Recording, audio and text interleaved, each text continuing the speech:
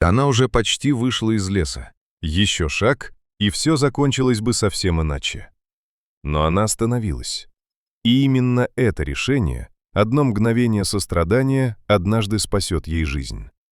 В ту ночь она вытащила из пропасти беременную самку леопарда, не зная, что спустя несколько месяцев тот же лес станет для нее смертельной ловушкой, и что из темноты выйдет тот, кому она когда-то подарила жизнь.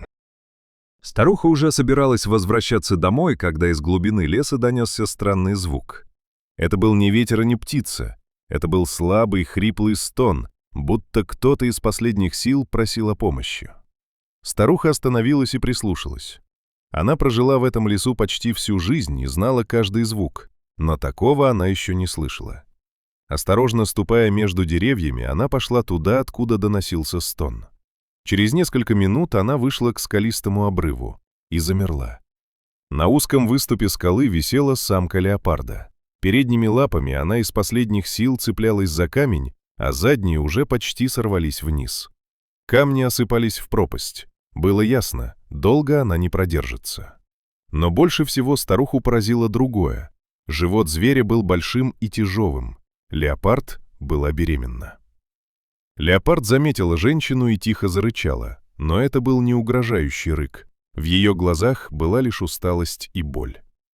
«Бедная ты», — тихо сказала старуха. Она быстро нашла длинную ветку и осторожно протянула ее к выступу.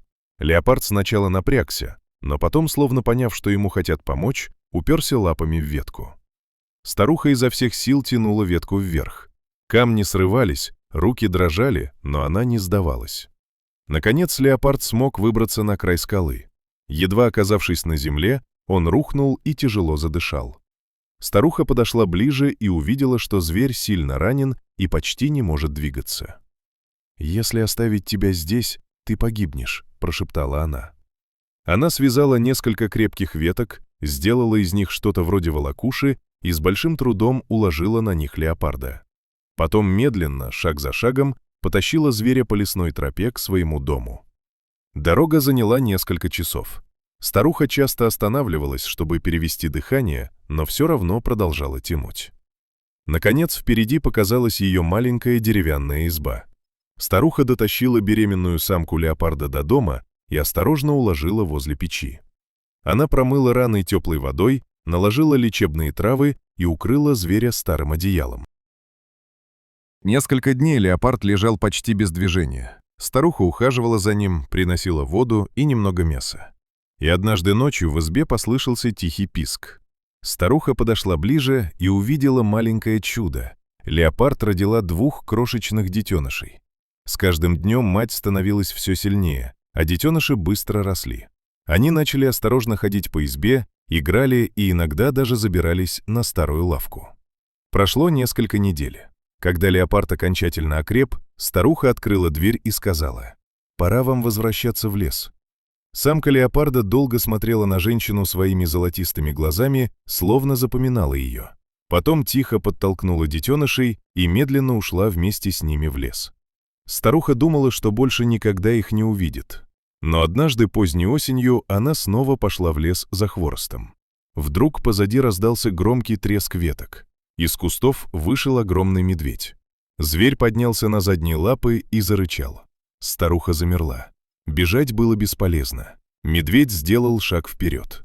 И вдруг из лесной тени стремительно выскочил леопард.